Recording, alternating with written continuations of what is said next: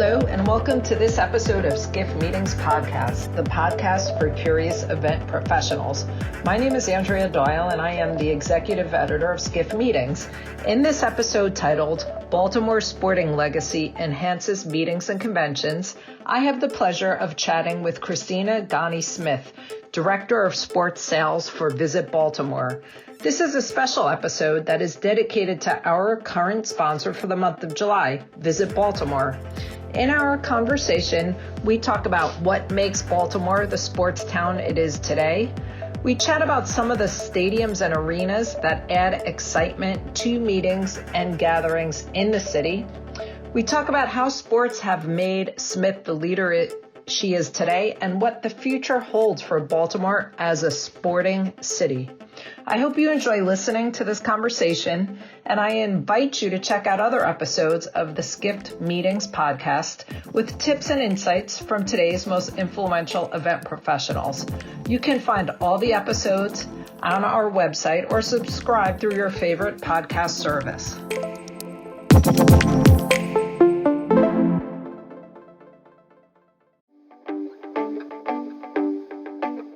Now for a word from our sponsors, PHL Life Sciences, a division of the Philadelphia Convention and Visitors Bureau. Host your convention or trade show in Philadelphia, one of America's leading life sciences hubs. PHL Life Sciences, the first and only CVB division of its kind, will connect you to the professionals at the forefront of your industry and to a culture you can only find in Philadelphia. A city known for its rich history that's forging a bright future, Philadelphia challenges the expected and defies convention. A world of discovery is waiting. Visit phlife.com to learn more.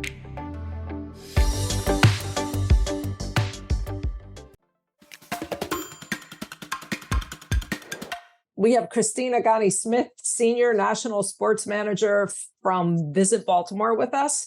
And I was hoping you would introduce yourself and maybe explain a little bit about who you are and how you became you. Yeah, sure. Absolutely. Yes, I'm Christina Ghani-Smith. I'm the Director of Sports Sales now for Visit Baltimore. And I'm from Northern Virginia, and I grew up as the oldest of 3 girls and 1 boy. And, my love for sports and being an athlete started when I was young, when my parents put my siblings and I in soccer and in gymnastics. And I was the one who was doing cartwheels on the soccer field and chasing butterflies. So my parents were like, let's stick with gymnastics and flips for this one. So I did that starting at 6, and I did it all through high school, and I worked my way up to being on the junior national team. Wow. And I was recruited to Towson University for gymnastics. And that's kind of where my road to Baltimore began. Towson is just 10 minutes outside of Baltimore. And today I'm the mom of 2 little boys living in the heart of Baltimore City, selling Baltimore as a destination for sporting events. Wow. What does a day in a life of a national sports manager look like? Well, it can range. It's different every single day, which is why I love it. But it can include site visits, FAM tours, doing presentations as to why Baltimore is a great sporting event destination, visiting other events in other cities to check them out and to see if they're a right fit for Baltimore.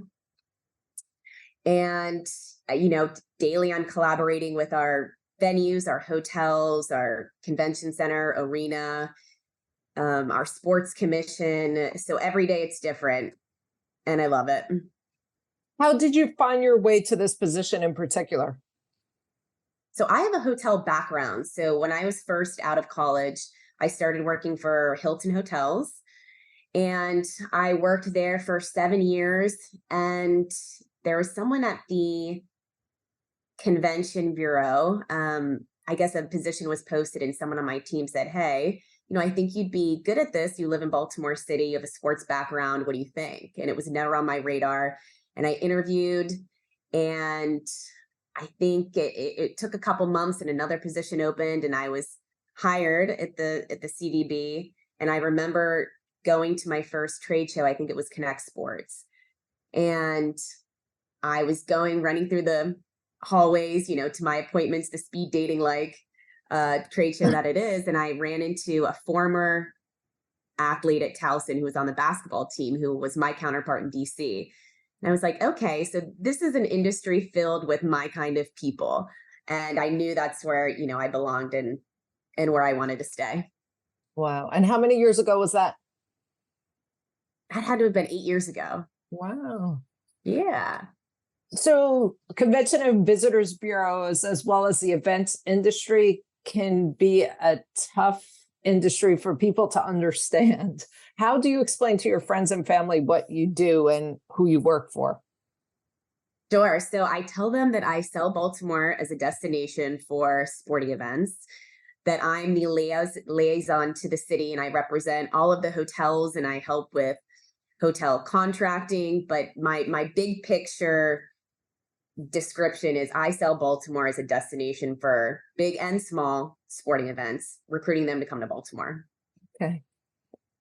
So according to Skift's Travel Health Index, travel has exceeded 2019 levels and sports travel is following suit. What do you feel a destination needs to have in place to fill an arena or a stadium for a sporting event? Well, there's a couple of things. I would say the first is a sports legacy, a history of hosting major sporting events, a city with a strong local sports culture and a dedicated fan base, and a destination marketing partner with experience hosting big events. Baltimore, we're a dedicated community that likes to work collaboratively with our clients to create top-notch experiences and sporting events for them. And they want to know that we've done this before, we know what we're doing, and we know who to bring to the table to make these things happen, because there's a lot that goes into hosting events. And, it does take a village, and we're lucky that our village in Baltimore is strong. And you have to have the venues. You have to make sure, that we have the facilities to be able to host these events. And, we have our Baltimore Convention Center located in the heart of our city with 300,000 square feet of exhibit space. 2 blocks away is our newly renovated arena that we're very excited about. And we have a hotel package surrounding these venues that can hold all the fans that are attending these events. We have 9,000 total rooms. We have 3,000 within 3 blocks of our venues. So it's important to keep that compact event footprint, makes it much easier and convenient for travelers. And we're easy to get to in Baltimore. It's very simple, but it's critical to the success of these events. We're easy to get to flying into BWI. It's only 10 miles from downtown. We have Penn Station, also 10 miles from downtown. And on the East Coast, where a third of the nation's population reside, we're locationally, I like to say, #blessed. We're an hour from DC, we're 2 hours from Philly, we're 3 from New York. So when you talk about attendance building, we find that it's higher in Baltimore because we're so easy to get to. And then once you're here, you can walk everywhere. We have great public transit, we have our Charm City circulator, and we have our water taxi system, which is an amazing way to get around and navigate our city by water. We have plenty of restaurants within walking distance, which is important, quick grab and go options all the way to, 5-star fine dining. So you have all the pieces in place to host a successful sporting event, and then add to that Baltimore's sports history, which is legendary. Can you share a little bit about that? Yeah, for sure. We are a town of sports heroes. We have a very storied sports legacy going back generations, from Johnny Unitas, who played for the Colts for 17 seasons and is widely considered to be the first superstar quarterback, to more recently Ray Lewis, and our defense that won us, Super Bowl victories in 2011 and 13. Pele played in Memorial Stadium in the 70s. And of course, we have Babe Ruth and Cal Ripken with the Orioles, and our Orioles team today having a legendary season of their own, currently #1 in the AL East. We're very proud of that. And Maryland is known for lacrosse. Like, you would think that is our state sport, but it's not. It's jousting. But we're proud to be known as the lacrosse capital of the world. We're the headquarters for USA Lacrosse, and we've hosted NCAA men's championships, and more recently we've hosted the Women's World Cup. Michael Phelps is from Baltimore, the most decorated Olympian of all time. And we have a rich basketball history from when the Bullets were playing in Baltimore. And, many have heard of the Dunbar Boys, the greatest high school basketball team of all time. Carmelo Anthony came up through Baltimore. And, the Dome, many people know our legendary court in East Baltimore where legends played. And we still have a rich basketball history. We host the men's and women's CIAA basketball tournament in February. We're hosting them until 2026 and hopefully beyond. So our history is rich, but I'm most excited about, the new generation of athletes coming up through Baltimore and the history that we'll continue to make in Baltimore. Wow, that is impressive. And isn't it possible to tour Babe Ruth's house in Baltimore? Yes, yeah. There's baseballs on the sidewalks from Oriole Park at Camden Yards that you can follow to his house to where he grew up. So that's a really fun thing to check out when people are in town. And is it possible for event planners to have gatherings there? At Oriole Park or at the house? At both. Yeah, definitely. I'll have to look into the museum because it is a museum. But at Camden Yards, absolutely. It's a beautiful stadium. It's the stadium that they say changed baseball forever. It was opened in 1992, and it was the first of its kind to have that retro look, to feel like it had been there forever. And it has the exposed brick and the steel beams, and it's a very intimate setting. And the field is nestled into the downtown footprint, into an urban setting. And they say that all baseball stadiums have been modeled in some way after Oriole Park at Camden Yards. So it's a very special place, and it's an amazing place for planners to have offsite events and do unique activations there, which we've done before. And they have rooms too, right, throughout the stadium, that if you wanted to host a corporate group, you can? Yeah, absolutely. There's lots of private event spaces. We've even used the suites before for people to have as their kind of entertaining area, even when a game is not going on. And it's hosted concerts before. So in many ways, it's an awesome place to have a private event. When a planner is planning a sporting event in Baltimore, what assistance can they expect from you and from your team? Yeah, absolutely. For a planner, I am the liaison to all of things in the city. And if it's not me who can personally help them with someone, I know who can and how to connect them. But I can help with venue and hotel sourcing. I can help with assistance with logistics, supplier sourcing, safety management. We have an entire marketing team, so help with marketing and PR. We have a customer experience team. So as soon as a event books in Baltimore, we will assign a customer experience really planner on our team to be an extension of their team to help with all things leading up to the event and while on site. And that's anywhere from, off-site event planning to discounts at our attractions and restaurants. And one of the most important things I would say is using our team for our city connections. We have strong relationships with all of our members and with our city and state officials. I can help with financial resources and applying for grants, signage throughout our city. And we're the experts of the city. So we're really just here to be a helpful extension of their team. Okay, great. So we touched upon Oriole Park and Camden Yards, which is a popular site for meetings and events. Another popular venue is M&T Bank Stadium, and that's 35 feet above Oriole Stadium, isn't it? Yes, it's right there. It's in walking distance of Oriole Park at Camden Yards. We're so lucky to have our two major stadiums in the heart of downtown. That's something unique and really special about Baltimore, but also an amazing place to have a private event. So yeah, we're lucky to have our two sporting events in the heart of the city.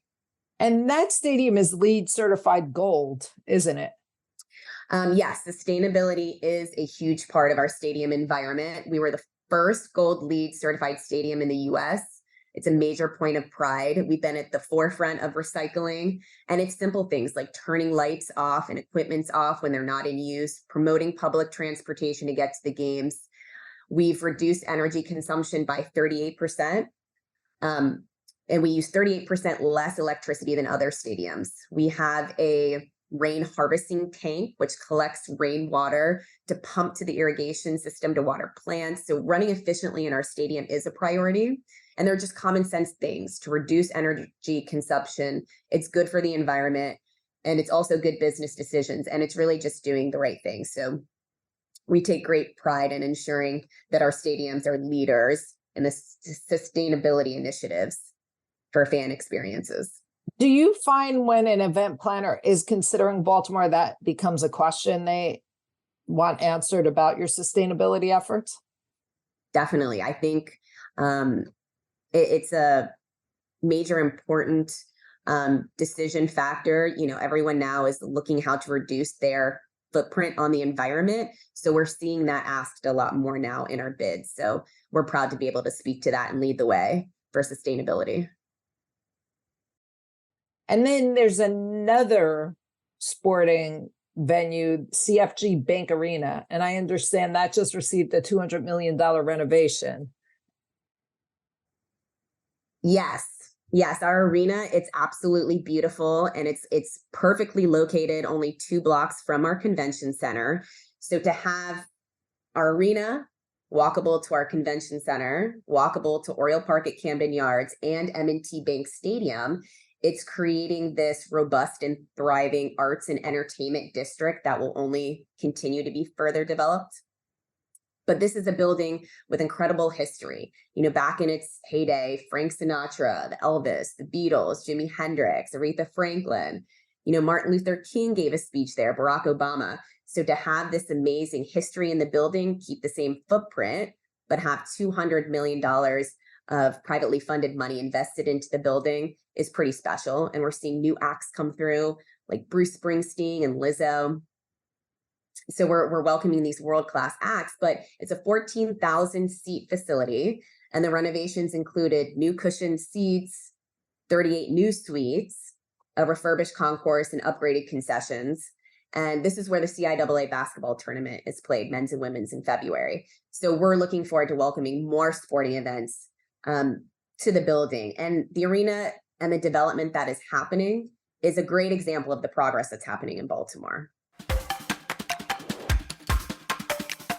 Are you ready to celebrate your successes in the world of meetings and events? The Skift Meetings Awards are back for 2024, recognizing the most innovative business events companies across 15 categories, and we want you to be a part of it. Winners will feature on Skift Meetings, sending a clear signal to events professionals around the world that these are partners they can rely on. The final deadline for submissions is June 11th. We encourage you to start your submission today to secure the best entry rates. For more information and to start your submission, head to live.skift.com.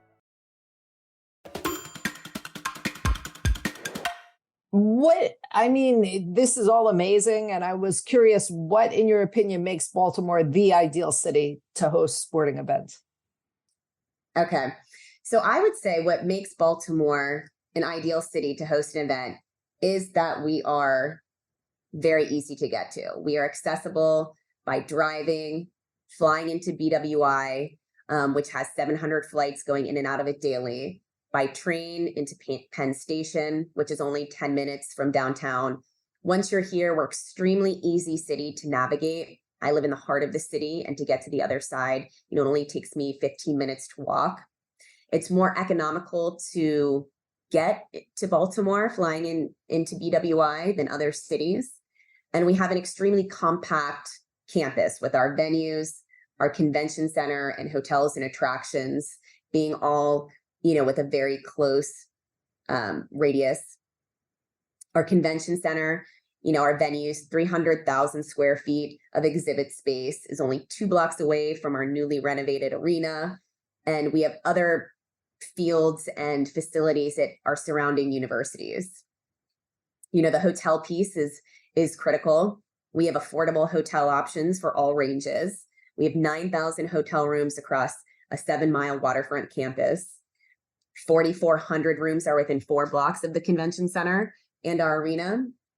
So when you have an event, you can stay right there and you don't have to go far. It keeps it very convenient. So the accommodations for a range of budgets, from family friendly all the way to luxury 5-star boutiques. We have an incredible food scene in Baltimore. Our food scene, I like to say, is on fire. We have options for the quick grab and go, options for, in a tournament, you have to get back to the game or something runs late. We have options that stay open late. And we have, markets. Our city is known for markets. That's where I like to go when I travel to a city, to get the diverse cuisine and you feel the culture for a town. So we have, your quick grab and go options all the way to 5-star, James Beard award winning chef restaurants. We take safety very serious in Baltimore. We have a safety platform for all events, and we meet with the police department regularly to go over the events that are coming into the city. And we have a warm welcome program, which is a pledge that hotels, restaurants, and attractions sign up that says they are committed to supporting and embracing diversity, equity, and inclusion, and fostering a welcoming environment for all travelers, no matter who you are or where you're from. So we're proud that we have almost 100 pledges, and we look forward to expanding that. Well, with all those ingredients in place, it's easy to see why Baltimore does host many sporting events, both college as well as professional. And, they put the city in the spotlight and draw thousands who then hopefully you probably want to come back to visit the city on their own. How important are these events to the city, and how important are they to your group business? They are extremely important. Baltimore is a sports town. Sporting events add to our city's identity. And as far as our business mix, we host a lot of association and corporate events, which make up most of our business, but sports has grown tremendously. To put it in perspective, back in 2017, and that was, before the pandemic, sports made up 15% of our business. And as of 2022, sports has grown to 34% of our business. So it's more than doubled in 5 years. And we look forward to just continuing to grow those numbers.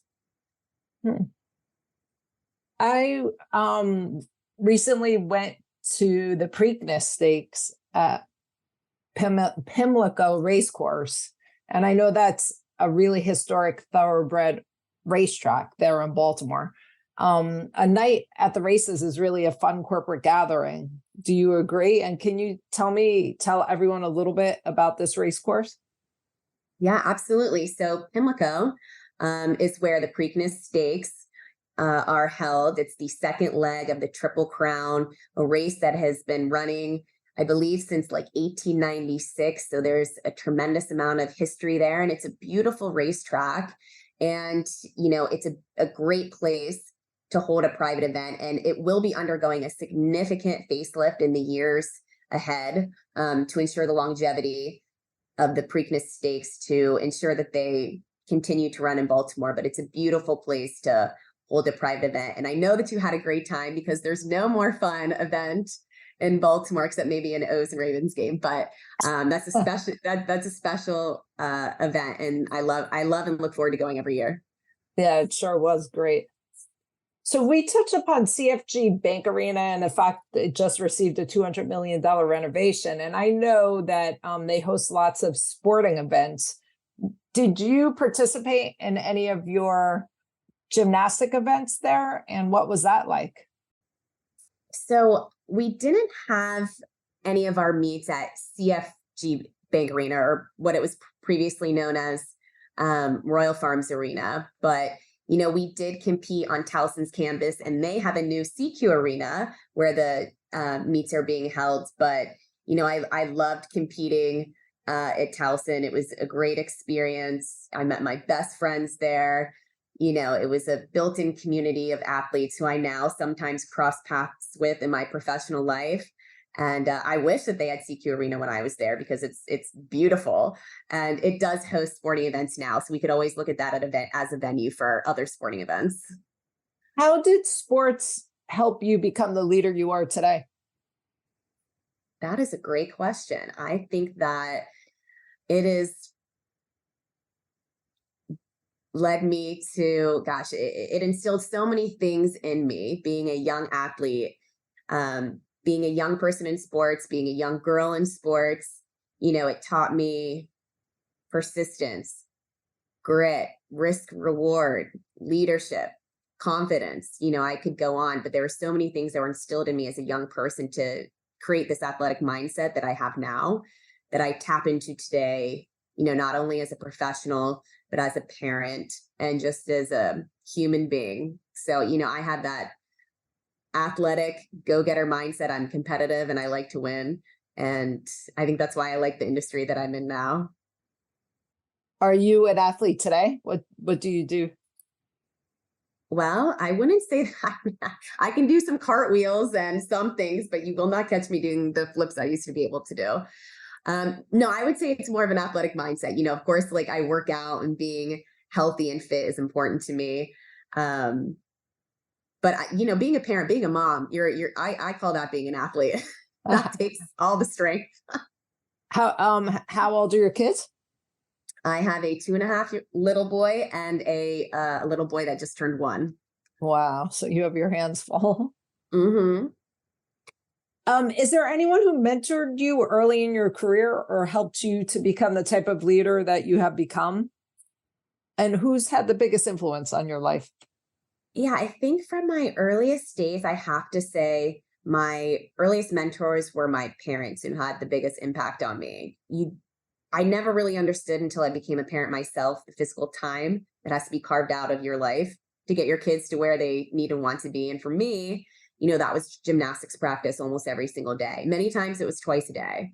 So I would wake up at 6 a.m. to make 7 a.m. practice, work out for 2 hours, go to school, go back to the gym. And I started that in first grade. So for them to go along that journey with me, it was a grind. It was a grind for all of us. So I would say they were the first, my first mentors, because they put me on a specific path to excel in something that I loved, that kind of carried me through life. And there's so many people there. I can't pinpoint one person, but it was coaches, athletic directors. When I got into the professional world, it was my directors of sales. I always worked for people that I wanted to be like and who I admired. And now I'd have to say, it's my husband who has the biggest impact. He is an amazing supporter of me. He's the largest restaurateur in the state of Maryland, in the DMV area. He has an incredible amount of restaurants. I think it's 32 now, and has 2,000 employees. So I watch his leadership style and how he leads his staff and team. And he's the best manager of people I've ever seen. So I would say now it would be him. Wow. What attributes and or qualities have you developed that have helped you become successful? I think it's a lot of what, I said earlier from the, things that were instilled in me as a young person. But I do think that, persistence, being able to work through maybe what is perceived as failures, but not treating them as failures and taking them as opportunities to learn and grow. I think that's probably, something that has served me well, just to keep going, even when things may not seem like they're going your way. What is the one thing people would be surprised to learn about you? Well, I can say whenever I tell people that I was sent to military school, I was sent to military school my senior year of high school. I think everyone is usually shocked by that. What was that like? Well, it was definitely tough, but it was, it was what I needed at the time. We won't go into why I was sent there, but we'll say I wasn't living up to my potential. But, from there, I had the local policeman. They didn't have a gymnastics program. So the local policeman would drive me to a gym 30 miles away so I could still practice. And my athletic director there, he helped me through the whole recruiting process. He sent out my newspaper accolades to all surrounding universities, and Towson came to visit me there. And, that really changed the course of my life, because then I ended up going to Towson from military school. And, that's why I'm here talking to you today. So it was just a part of my story that led me to where I am. But people are always shocked when I tell them that. And where was the military school? It was Massanutten Military Academy. It was in the mountains in Virginia. And that was quite an experience. We could do a whole podcast just on that. It's a date. Getting back to the industry for a minute, Yes. what do you feel are the biggest challenges currently facing the events industry or the sporting events industry in particular? Yeah, I would say that um, funding is always a big one. The in-person piece of events are so important. I think what's expected out of them is becoming more and more and more. So I think that money and funding is always a challenge. Technology, the ever evolving technology world, trying to adapt to that. And then, an ever changing world. In our world, we're booking events in the years and years down the road. I booked the AAU Junior Olympics for 28 and 32, and who knows what kind of world we're living in then. So to anticipate an ever-changing world and having to adapt, that's always challenging. But in doing so, it strengthens our abilities too. So yeah, I would say that booking things in the future. If you could change one thing in the events industry, what would it be? Well, I would love to have unlimited funds. That's what I would change. I would want unlimited funds to do whatever, is needed and exceed clients' expectations. But safety is, ensuring that things at all times are always safe and you had no worries in that world. But, we take safety serious in Baltimore, and we have tools in place and strong relationships to ensure things are as safe as possible for our events. What do you feel the future holds for the industry? That is a good question, honestly. And I'm not sure. I know, like, in the sports world, I think we'll see a lot more like e-sporting events coming up, which is something that we're focusing on. It's an emerging market that we want to do more in Baltimore. But I think that people recognizing the importance of events and how it is a key factor to our social and physical well-being. And I think we'll see more events coming out of the pandemic, and I look forward to that. Do you have venues in Baltimore that can host e-sporting events? So we can always host them in convention centers. Of course, our new arena is a great option. But I have heard talks of, potentially creating a esports specific venue. Right now, we don't have that, but we're definitely interested in doing that maybe down the road. Because it is an area that's really growing in popularity, isn't it? Oh my gosh, yes. Mm-hmm. Yeah, I think we'll see a lot more of those tournaments, and with kids, playing more esports now than, sometimes even physical in-person sports. It's definitely an emerging market that we're paying attention to. Anything else you could share with us about Baltimore and about Baltimore as a sporting city in particular? I would just say, I think that I've covered most of it. But, we are a sports town. We love hosting sporting events. I'm always looking for other high impact events to bring to Baltimore. We have just a passionate and dedicated community. Our mayor is a huge supporter of sporting events. Our governor is. So we have a team of people here that know, what we're doing, how to get the job done. And we're always up for welcoming new events to Baltimore. So if anyone listening is hearing something they, think could work for them, I'm happy to work with them and explore hosting other events. Right. We always wrap up our podcasts by asking who you feel we should have on our next episode. Yes. I thought about this, and I think a good person to have would be, I've mentioned that we host the CIAA men's and women's basketball tournament. It's an incredibly attended event. It's 100,000 people, over the course of tournament week. And Jackie McWilliams, she's the commissioner of the CIAA. I think a great person to have on would be for her to talk about why she made the move to Baltimore to bring her tournament here. They had been in Charlotte for 15 years. So that, was working like a well-oiled machine. So to make a move like that was a very big risk on her part. and the entire CIAA's part. So I think to have her on to talk about why she made the move to Baltimore and how that relationship is going, which we think is amazing and we love hosting them. I think it would be great to hear from her perspective why she chose Baltimore and how it's going. Oh, great. I'll be sure to reach out to her. Yes, I'm happy to. Well, this has been great. I really enjoyed our conversation. Oh, thank you. I can't wait to visit Baltimore again soon. Yes. Let me know when you do. All right. Perfect. Thank you so much. It's been great. Thank you. I appreciate it. Have a good day. You too. Bye-bye. Bye.